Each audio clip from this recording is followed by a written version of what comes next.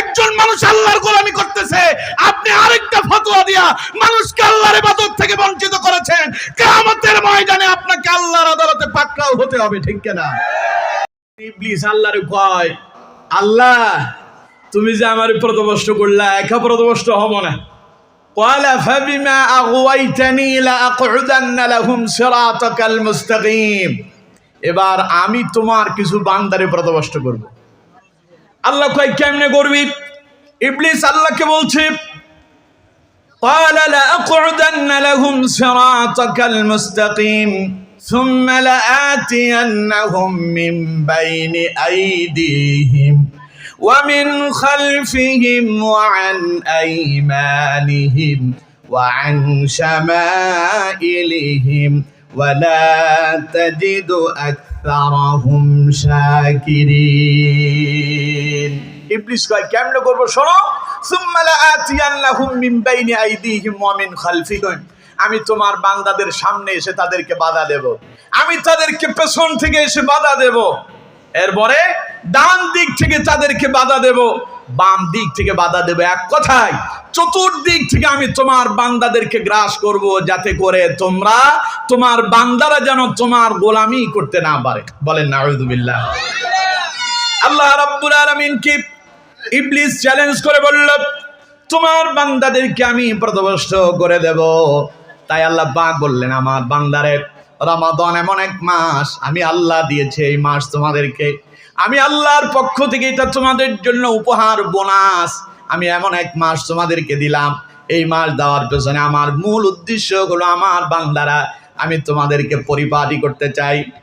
বিগত 1 বছর পর্যন্ত যত গুনাহ করেছো, রমাদান দিলাম, তুমি তোমার গুনাহ থেকে মুক্তি লাভ করবে, তুমি আল্লাহর গোলামি করবে, আল্লাহর প্রিয় হয়ে যাবে, আল্লাহর দাসত্ব করে জান্নাতের যাতে করে মেহমান হতে পারো।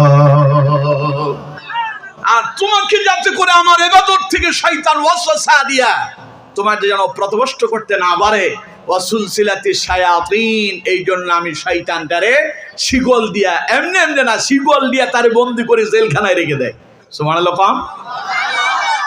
আমার বন্ধুগণ, এখানে শেষ নয়, নবীজি বলছেন ওয়াফি রিওয়ায়াতিন, অন্য এক বর্ণনায় এসেছে, ফুতিহাত আবওয়াবুর রাহমাত। যখন রমাদান এসে যায়, আল্লাহ রাব্বুল আলামিন ওই রমাদানকে এত সুন্দর করে সাজান, তিনি তার আসমানের সমস্ত রহমতের দরজাগুলো খুলে দেন। সুতরাং আমার বন্ধুগণ, সেই সুন্দর একখান রমাদান, সেই মাস আমাদের খুব সন্নিকটে, ঠিক কিনা? জোরে বলতে হবে, ঠিক কিনা? এই রমাদান আসতেছে আপনাকে পরিশুদ্ধ করার জন্য, আপনাকে পবিত্র করার জন্য, আপনাকে আল্লাহর প্রিয় বান্দা হিসেবে তৈরি করার জন্য, আপনার অন্তরের ভেতরে আল্লাহর ভয় পয়দা করার জন্য। সুবহানাল্লাহ। এই জন্য এই রমাদানকে হেলায় ফেলায় নষ্ট করা যাবে না। খালি ঘুমে কাটায় নেবেন, সারাদিন রোজা রাখে সময় কি করে যাবে, তাই কেউ বসে লুডু খেলে, আছে না নাই? কেউ বসে বসে সিনেমা দেখে, সারাদিন রোজা রাখা একসাথে 3-4টা সিনেমা দেখতেছে, কারণ দীর্ঘ সময় তো পার হয়ে যাবে। এটা কি মুসলমানের কাজ? কারণ শয়তান তো নাই। রমাদানে যারা নামাজ পড়ে না, সিনেমা দেখে, যারা দুনিয়ার অশ্লীল মন্দ কাজগুলো করে, বুঝতে হবে শয়তান নাই, এগুলো শয়তানের খালাতো ভাই, ঠিক কিনা?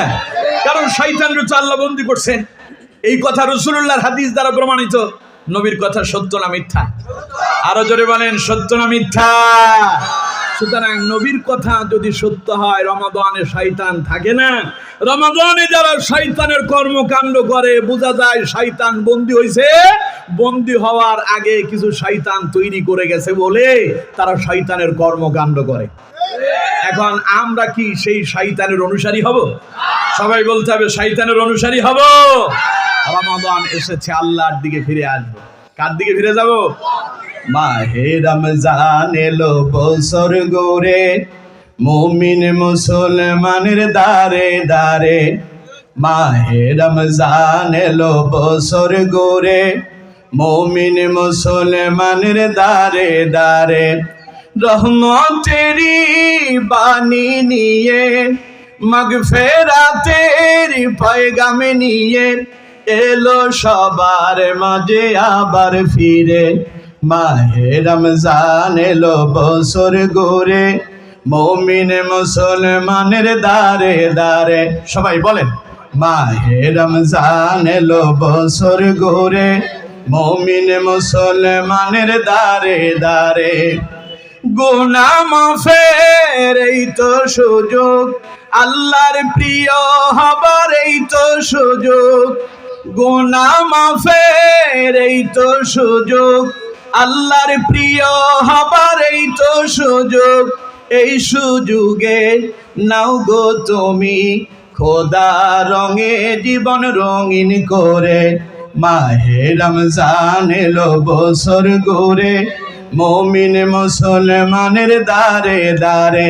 সবাই, মাহে রমজান এলো বছর ঘুরে, মুমিন মুসলমানের দারে দারে। পাপি তাপি আইরে ছুটে, খোদা রহম তোরা নেরে লুটে। পাপি তাপি আইরে ছুটে, আল্লাহর রহম তোরা নেরে লুটে। পাহাড় সমান গুনার বোঝা, পাহাড় সমান গুনার বোঝা, দেবেন রহিম সবই ক্ষমা করে। মাহে রমজান এলো বছর ঘুরে, মুমিন মুসলমানের দারে দারে। মাহে রমজান এলো বছর ঘুরে, মুমিন মুসলমানের দারে দারে।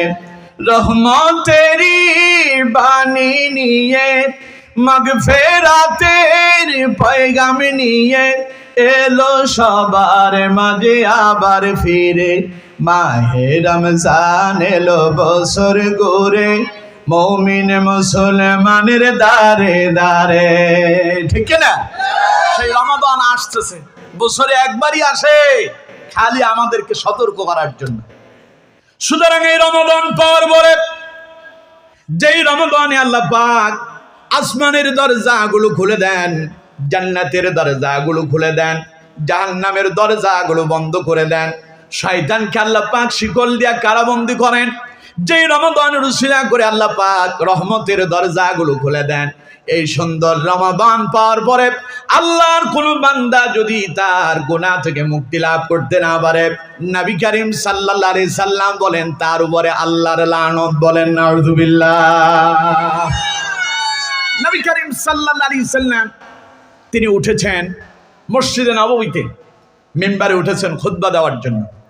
মিম্বারে সিঁড়ি হয় কয়টা? সবাই বলতে হবে কয়টা? তিনটা। প্রথম সিঁড়িতে উঠে নবীজি বললেন আমিন। দ্বিতীয় সিঁড়িতে উঠাও বললেন আমিন। তৃতীয় সিঁড়িতে উঠাও বললেন আমিন। নবী করিম সাল্লাল্লাহু আলাইহি সাল্লাম সাধারণত এই অভ্যাস প্রতিনিয়ত ছিল না।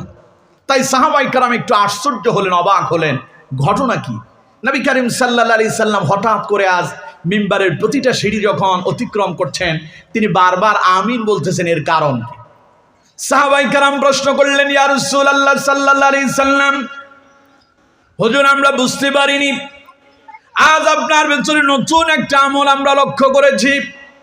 আমরা দেখতে পেলাম আপনি যখন মিম্বারের প্রথম সিঁড়িতে পা রেখেছেন তখন বললেন আমিন, দ্বিতীয় সিঁড়িতে পা রাখলেন তখনও বললেন আমিন, তৃতীয় সিঁড়িতে পা রেখেছেন তখনও বললেন আমিনের কারণ কি? নবী করিম সাল্লাল্লাহু আলাইহি সাল্লাম বললেন, ও আমার সাহাবীরা শোনো, আমি যখন খুতবা দেওয়ার জন্য মিম্বারে উঠতেছি, এমন সময় জিবরাইল আমার সামনে এসে উপস্থিত হয়ে গেল। জিবরাইল বললেন, ইয়া রাসূলুল্লাহ সাল্লাল্লাহু আলাইহি সাল্লাম, আল্লাহর পক্ষ থেকে একটা সংবাদ গ্রহণ করেন। আমি বললাম, কি সংবাদ নিয়ে এসেছ? জিবরাইল বললেন, ইয়া রাসূলুল্লাহ সাল্লাল্লাহু আলাইহি সাল্লাম, যেই ব্যক্তি আপনি নবীর নাম শুনতে পেল, আপনার প্রতি দরুদ পাঠ করলো না, ওই ব্যক্তির উপরে আল্লাহর লানত, আল্লাহর অভিশাপ। বলেন নাউযুবিল্লাহ। নবীজি বললেন, আমি বললাম আমিন, আল্লাহ তুমি এটারে মঞ্জুর করো। আমরা যখন দোয়া করি, মাওলানা সাহেবরা দোয়া করে, আল্লাহ তুমি আমাদের সবার গুনাহ মাফ করে দাও, তখন পেছনে মুসল্লিরা কি কয়? সবাই বলেন কি বলে? নামাজ ইমাম সাহেব যখন সূরা ফাতিহা শেষ করে বলে ওয়ালাদ-দাল্লিন, পেছনে আপনারা কি বলেন? এই যে আমিন বললেন, কেন বললেন? কারণ এখানে অনেকগুলো কথা ছিল যা আল্লাহর কাছে বান্দার প্রার্থনা। ইহদিনাস সিরাতাল মুস্তাকিম, হে আল্লাহ তুমি আমার সহজ সরল সঠিক পথে পরিচালিত করো। সিরাতাল্লাযীনা আন'আমতা আলাইহিম, তাদের পথে পরিচালিত করো যাদের প্রতি তুমি ছিলে সন্তুষ্ট। গায়রিল মাগদুবি আলাইহিম ওয়ালাদ-দাল্লিন, তাদের পথে নয় যাদের উপরে তুমি অসন্তুষ্ট ছিলে, যাদের উপরে তোমার গজব এসেছিল, সেই পথভ্রষ্ট মানুষদের কাতারে আমাদেরকে শামিল করো না। নবী করিম সাল্লাল্লাহু আলাইহি সাল্লাম বলেন, ইমাম সাহেব যখন নামাজের ভেতরে ওয়ালাদ-দাল্লিন যখন পড়ে, আসমানে একদল ফেরেশতা বলে আমিন। সুতরাং আমার উম্মতেরা তোমরাও ইমামের পেছনে পড়ো আমিন। তোমাদের আমিন আর ফেরেশতার আমিনের সঙ্গে যদি মিলে যায়, আল্লাহ তোমাদের পূর্বের সব গুনাহ মাফ করে দেবেন। সুবহানাল্লাহ। এখন মিম্বারের সিঁড়িতে রাসূলুল্লাহ, জিবরাইল বললেন, হুজুর যে ব্যক্তি আপনার নাম শুনলো, আপনার প্রতি দরুদ পড়লো না, তার উপরে আল্লাহর লানত, আল্লাহর অভিশাপ। নবীজি বললেন আমিন, আল্লাহ আপনি এটার মঞ্জুর করেন। এবার কোন তো দেখি নবীর দোয়া কবুল হবে কি হবে না? জোরে বলতে হবে, হবে কি হবে না? ইতিহাস একখানা আপনারা সবাই জানেন। হযরত আবু হুরায়রা রাদিয়াল্লাহু তাআলা আনহু একদিন তিনি রাসূলুল্লাহর দরবার থেকে বাড়িতে ফিরলেন। মায়ের কাছে যাওয়ার পরে মা জিজ্ঞাসা করলো, আবু হুরায়রা কোথায় ছিলে? আবু হুরায়রা বললেন, মা আমি তো রাসূলুল্লাহর দরবারে ছিলাম।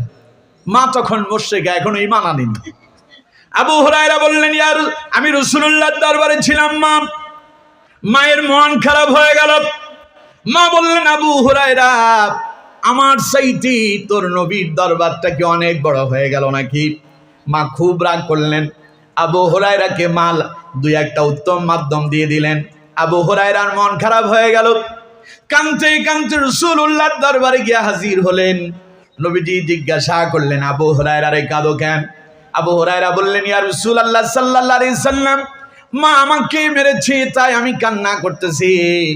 নবীজি বললেন, আবু হুরায়রা তোমার মা তোমারে মেরেছে, তাই কি মায়ের বিরুদ্ধে আমার কাছে নালিশ নিয়ে আসছো নাকি? তুমি কি মায়ের বিরুদ্ধে অভিযোগ করতে আসছো নাকি? আবু হুরায়রা বললেন, ইয়া রাসূলুল্লাহ মায়ের বিরুদ্ধে অভিযোগ করতে আসিনি। নবীজি বললেন, তাহলে কেন এসেছো? হযরত আবু হুরায়রা বললেন, ইয়া রাসূলুল্লাহ সাল্লাল্লাহু আলাইহি সাল্লাম, হুজুর আপনি এমন ব্যক্তি, আপনি দোয়া করলে সঙ্গে সঙ্গে আল্লাহ আপনার দোয়াটারে মঞ্জুর করবেন। আমার মা মুশরিকা, মা জানে না আমি কার দরবারে ছিলাম। মা যদি জানতো তাহলে আমার উপর আঘাত করতো না। ইয়া রাসূলুল্লাহ আপনার কাছে এসেছি, আপনি আমার মায়ের জন্য দোয়া করেন, আল্লাহ যেন আমার মাকে ইসলামের জন্য কবুল করে নেয়। নবীজি হাত উঠালেন, আবু হুরায়রা দৌড় দিল। আবু হুরায়রা দৌড়ায়। পথে একজন সাহাবীর সঙ্গে সাক্ষাৎ হলো। জিজ্ঞাসা করলো, আবু হুরায়রা দৌড়াও কেন, দৌড়াও কেন, দৌড়ায় দৌড়ায় কই যাও? সাহাবী বললেন, আবু হুরায়রা বললেন, আমাকে ছেড়ে দাও, ডিস্টার্ব করো না, বাধা দিও না। কারণ নবী দোয়া করতেছে, আমি দেখতে চাই আমি কি আগে আমার বাড়িতে পৌঁছাতে পারি, না নবীর দোয়া আমার আগে আমার বাড়িতে পৌঁছায়া যায়। আমার ধরো না, বাধা দিও না, আমার যেতে দাও। আবু হুরায়রা দৌড়ানো শুরু করল। দৌড়াতে দৌড়াতে মায়ের দরবারে, মায়ের দরজায় চলে এসেছে, বাড়িতে চলে এসেছে। মায়ের মন গলে গেল, নবীর দোয়া মঞ্জুর হয়ে গেল। আবু হুরায়রা মায়ের কাছে এলো। মা আবু হুরায়রাকে দেখে বললেন, আমার বাবারে, আমি তো তোরে খুব মেরেছি, কোথায় লেগেছে একটু এদিকে আয়। আব্বা আমি একটু মালিশ করে দেই। বাবারে আমি তো বুঝতে পারি নাই, তুই তো কোনো খারাপ জায়গায় যাসনি, তুই তো কোনো মন্দ কাম করিসনি।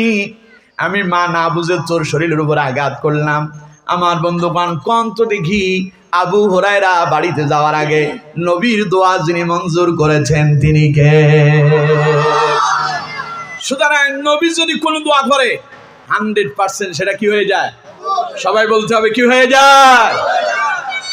হযরত জিবরাইল বললেন, ইয়া রাসূলুল্লাহ সাল্লাল্লাহু আলাইহি সাল্লাম, যেই ব্যক্তি আমার নাম শুনলো, অথচ আপনি নবীর নাম শুনলো কিন্তু আপনার প্রতি দরুদ পাঠ করলো না, তার উপরে আল্লাহর লানত, অভিশাপ। নবীজি বললেন আমিন। এই জন্য প্রত্যেক মজলিসে নবীর প্রতি একবার দরুদ পাঠ করা ওয়াজিব। একবার দরুদ পাঠ করা কি? নামাজের ভেতরে দরুদ না পড়লে নামাজ পরিপূর্ণ হবে না। নামাজের ভেতরে নবীর প্রতি দরুদ আছে না নাই? সবাই বলতে হবে আছে না নাই? নামাজে দরুদ পড়লেন না, নামাজ আদায় করেন, নামাজ হয়ে যাবে। কিন্তু এই নামাজ পরিপূর্ণ হবে না। নামাজটা কেমন হবে? যেমন মনে করেন আপনার বাড়িতে গরুর গোশ, খাসির গোশ খুব মজা করে রান্না হয়েছে, দুর্ভাগ্যজনক কারণ হলো লবণ দিতে ভুলে গেল। কি দিতে ভুলে গেল? একেবারে তেল, মশলা, হলুদ, মরিচ, আদা, রসুন কোনো কিছু বাদ নাই, খুব ভালো করে দেওয়া হয়েছে, খালি একটা জিনিস দেওয়া হয় না, ওটার নাম। এবার কন্ত দেখি ওই খাবারটাতে খুব মজা পাওয়া যাবে? নামাজে যদি কেউ যদি নবীর প্রতি দরুদ পাক না করে, নামাজ হবে, ওই নামাজ হবে লবণবিহীন তরকারির মতো। বুঝতে পেরেছেন? এই জন্য নামাজেও রাসূলুল্লাহর প্রতি দরুদ পড়া সুন্নাত। নামাজে পড়া কি? আর প্রত্যেক মজলিসে একবার নবীর প্রতি দরুদ পড়া ওয়াজিব। যেই মজলিসে নবীর প্রতি দরুদ পড়া হয় না, ওই মজলিসের আমল আসমানে ঝুলে থাকে, আল্লাহর দরবারে পৌঁছায় না। সুতরাং আমার বন্ধুগণ, নবীজি মিম্বারের প্রথম সিঁড়িতে পা রেখে আমিন বললেন। হযরত জিবরাইল শোনায়া দিলেন, নবী, যেই ব্যক্তি আপনার নাম শুনলো অথচ দরুদ পড়লো না, তার উপরে আল্লাহর লানত, আল্লাহর অসন্তুষ্টি, আল্লাহর গজব। নবীজি আমিন বলে সমর্থন করলেন। হুজুর দ্বিতীয় সিঁড়িতে কেন বললেন? নবীজি বললেন, আমার সাহাবীরা, জিবরাইল আমাকে শোনায়া দিল, ইয়া রাসূলুল্লাহ সাল্লাল্লাহু আলাইহি সাল্লাম, যেই ব্যক্তি মাহে রমাদান পেল অথচ মাহে রমাদান পাওয়ার পরে গোটা একটা মাস তার নিকট থেকে বিদায় নিয়ে চলে গেল, লোকটা তার জীবনের গুনাহগুলো মাফ করায় নিতে পারে নাই। আল্লাহ নবী সাল্লাল্লাহু আলাইহি সাল্লাম বলেন, জিবরাইল আমাকে বললেন, আল্লাহ পাক বলেন, আল্লাহ তার ওই বান্দার উপরে লানত আর গজব নাজিল করে, তার উপরে আল্লাহর অভিশাপ। নবীজি বললেন আমিন, এটারও সমর্থন করলাম। 3 নাম্বার, হুজুর তৃতীয় সিঁড়িতে কেন বললেন? নবীজি বললেন, জিবরাইল আমাকে শোনায়া দিল, ইয়া রাসূলুল্লাহ, যেই ব্যক্তি তার বৃদ্ধ পিতামাতা 2 জন অথবা 2 জনের কোনো একজনকে জীবিত অবস্থায় পেল অথচ মা বাবার সেবা করে জান্নাত অর্জন করতে পারে নাই, তার উপরে আল্লাহর লানত। বলেন নাউযুবিল্লাহ। সুতরাং আমার বন্ধুগণ, 3 জায়গায় নবী আমিন বললেন, তার মানে দোয়া কি হয়ে গেল? এবার কন্ত দেখি, রমাদানে যে আপনি যদি গুনাহ থেকে মুক্তি না লাভ করতে পারেন, আল্লাহ যে বললেন আপনার উপরে আল্লাহর অভিশাপ, এর পেছনে কারণ আছে না নাই? আরো জোরে বলেন, আছে না নাই? আমার বন্ধুগণ দেখুন, হাদিসে চলে যায়, নবী করিম সাল্লাল্লাহু আলাইহি সাল্লাম বলছেন, বুখারী মুসলিমের হাদিস, মান সামা রমাদানা ঈমানান ওয়া ইহতিসাবান গুফিরা লাহু মা তাকদ্দামা মিন যামবি। নবী করিম সাল্লাল্লাহু আলাইহি সাল্লাম বলছেন, আল্লাহ রাব্বুল আলামিন তার দুনিয়ার বান্দাদেরকে শোনায়া দিলেন, ও আমার বান্দারা, আমি তোমাদের উপরে মাসে, বছরের ভেতরে 1 মাস রমাদান তোমাদেরকে দিলাম। যেই ব্যক্তি ওই রমাদান পেল, মান সামা রমাদানা ঈমানান ওয়া ইহতিসাবান, যেই ব্যক্তি ঈমানি চেতনা নিয়া, ঈমানি জজবা নিয়া, আনন্দের সাথে, কিসের সাথে? সবাই বলেন কিসের সাথে? আনন্দের সাথে আমার দেওয়া এই রমাদানকে যারা আলিঙ্গন করল, রমাদান পেয়ে যারা খুশি হয়ে গেল, এই রমাদান পেয়ে যারা রোজাগুলো সঠিকভাবে আদায় করলো আনন্দের সাথে আর ইমানি জজবা নিয়া, নবী করিম সাল্লাল্লাহু আলাইহি সাল্লাম বলেন, গুফিরা লাহু মা তাকদ্দামা মিন যামবি। আল্লাহ পাক বলেন, আমার নবী तमाम পৃথিবীর মানুষদেরকে শোনায়া দেন, আমি আল্লাহ আমার ওই বান্দাদের সব পূর্বের গুনাহগুলো মাফ করে দেব। তাহলে রমাদান আসছে আপনার গুনাহ থেকে মুক্ত করার জন্য। গুনাহ করেন না এরকম এখানে কারা আছেন? দেখি হাত তোলেন। গুনাহ করেন না আছেন কেউ? কথা কয় না, আছেন কেউ? আমরা সবাই গুনাহ করছি। গুনাহ করেন নাই শুধুমাত্র নবীরা। নবীদের জীবনে কোনো গুনাহ, সবাই বলেন নবীদের জীবনে কোনো গুনাহ। এরপরেও নবীরা আল্লাহর দরবারে কাঁদেন নাই? সবাই বলতে হবে কাঁদেন নাই? সবচাইতে বেশি কেঁদেছেন যিনি নবীদের সর্দার, সাইয়্যিদুল মুরসালিন, ইমামুল মুরসালিন, খাতামুন নবিয়্যিন, নবী আরবি জনাব মুহাম্মদুর রাসূলুল্লাহ সাল্লাল্লাহু আলাইহি ওয়াসাল্লাম। যেই নবী সকল নবীর নবী, আমার নবী, আপনার নবী, যিনি খাতামুন নবিয়্যিন, যারে দিয়া নবুয়তের সিল মোহর মেরে দেওয়া হয়েছে, যার পরে পৃথিবীতে আর কোনো নবী আসবে না, যেই নবীর ব্যাপারে আল্লাহ পাক এমন একখান বাণী শোনা দিলেন, কিয়ামতের ময়দানে আল্লাহ পাক ওই নবীর জন্য স্পেশাল আসন আল্লাহর আরশে আজিমের পাশেই ব্যবস্থা রেখে দিয়েছেন। সুবহানাল্লাহ। সেই নবীর মর্যাদা কম না বেশি? সবাই বলেন কম না বেশি? অথচ ওই নবী সারা জীবন পর আল্লাহর দরবারে কেঁদেছেন, আল্লাহর কাছে দোয়া করেছেন, আল্লাহ আল্লাহুম্মা ইন্নী আউযু বিকা মিন আযাবিল কবর ওয়া আউযু বিকা মিন আযাবিন নার ওয়া আউযু বিকা মিন ফিতনাতিল মাহইয়াই ওয়াল মামাত ওয়া আউযু বিকা মিন ফিতনাতিল মাসিহিদ দাজ্জাল। পড়েন আমিন। নবী দোয়া করতেছেন, আল্লাহ তুমি আমাকে কবরের আযাব থেকে মুক্তি দাও। সুবহানাল্লাহ। আল্লাহুম্মা ইন্নী আউযু বিকা মিন আযাবিল কবর, আমি তোমার কাছে কবরের আযাব থেকে আশ্রয় চাই। ওয়া আউযু বিকা মিন আযাবিন নার, আমি তোমার কাছে জাহান্নামের আযাব থেকে আশ্রয় চাই। অথচ আমার বন্ধুগণ, নবীর জীবনে কোনো গুনাহ নাই। আরে নবীর কবরে আবার আযাব হবে কি? নবী তো স্পেশালি ডাইরেক্ট এসেছেন, নিজেও জান্নাতে যাবেন আর উম্মতদেরকে সুপারিশ করে জান্নাতে নিয়ে যাবেন, ঠিক কি না? সেই নবী যদি এত কাঁদে, সেই নবী যদি আল্লাহর কাছে জাহান্নাম থেকে পরিত্রাণ চায়, নবী করিম সাল্লাল্লাহু আলাইহি সাল্লাম মা আয়েশা সিদ্দিকা রাদিয়াল্লাহু তাআলা আনহাকে শিখায়া দিচ্ছেন, আয়েশা তুমি আল্লাহর দরবারে এইভাবে দোয়া করো যে হে আল্লাহ, আমি গুনাহগার, আমরা মানুষ গুনাহ করতে পছন্দ করি, আর তুমি তো হলে আমাদের রব, তুমি তো আমাদেরকে ক্ষমা করতে পছন্দ করো। সুবহানাল্লাহ। আল্লাহুম্মা ইন্নাকা আফুউন তুহিব্বুল আফওয়া ফাআফু আন্নী। আল্লাহ আমরা তো গুনাহ করতে পছন্দ করি, আর তুমি তো আমাদের সেই রব যিনি আমাদেরকে ক্ষমা করতে পছন্দ করো। আল্লাহ তুমি আমাদেরকে ক্ষমা করে দাও। পড়েন আমিন। আর জোরে কোন আমিন। তাহলে আমার বন্ধুগণ, গুনাহ সবাই করছেন, রমাদান আসছে আপনাকে সেই গুনাহ থেকে পরিত্রাণ দেওয়ার জন্য, আপনার মুক্তি দেওয়ার জন্য। আল্লাহ কয় খালি রোজা পালন করো, আমি আল্লাহ তোমারে ক্ষমা করে দেব। সুবহানাল্লাহ। শুনেন, রমাদানে আল্লাহ পাক সারাটি সময় যেমন দিনেতে তিনি গুনাহ থেকে পরিত্রাণের ঘোষণা দিয়েছেন, রাতকেও তিনি বাদ দেন না। সারাদিন রোজা পালন করলেন, রোজা পালন করার পরে রাত্রি বেলা এবার আপনি তারাবিতে দাঁড়ায় যান, আল্লাহর গোলামিতে লেগে যান, তাহাজ্জুদ আদায় করেন, কিয়ামুল লাইল করেন। নবী করিম সাল্লাল্লাহু আলাইহি সাল্লাম বলছেন, মান কামা ঈমানান ওয়া ইহতিসাবান গুফিরা লাহু মা তাকদ্দামা মিন যামবি। যে ব্যক্তি রমাদানের দিনে রোজা পালন করল আর রাত্রি বেলা আল্লাহর ইবাদতে অতিবাহিত করতে পারল, নফল নামাজ আদায় করল, যে ব্যক্তি তাহাজ্জুদ আদায় করলো, কিয়ামুল লাইল করলো, তারাবি আদায় করতে পারলো, নবী করিম সাল্লাল্লাহু আলাইহি সাল্লাম বলছেন, গুফিরা লাহু মা তাকদ্দামা মিন যামবি, আল্লাহ তার ওই বান্দার জীবনের সব গুনাহ মাফ করে দেন। অথচ এই তারাবি নিয়েও আমার দেশে মারামারি আছে না নাই? 8 রাকাত না 12 রাকাত না 20 রাকাত? না না, আমি আপনাদেরকে প্রশ্ন করি না, আমার দেশে মারামারি আর কি এই নিয়ে 8 রাকাত পড়বো না 12 রাকাত পড়বো না 20 রাকাত পড়বো। অথচ রাসূলুল্লাহ রাকাতকে নির্দিষ্ট করে দেন নাই। নবী করিম সাল্লাল্লাহু আলাইহি সাল্লাম বলছেন, মান কামা ঈমানান ওয়া ইহতিসাবান গুফিরা লাহু মা তাকদ্দামা মিন যামবি। রাত দিয়েছে রমাদান আল্লাহ, দিনের বেলা রোজা রাখো, রাত্রি বেলায় যত পারো তত নফল ইবাদত করতে থাকো। সুবহানাল্লাহ। এখন বলেন 20 বেশি না 8 বেশি? সবাই বলেন 8 বেশি না 20 বেশি? 12 বেশি না 20 বেশি? তো এখন যদি আপনি বেশি আমল করেন সব কম হবে?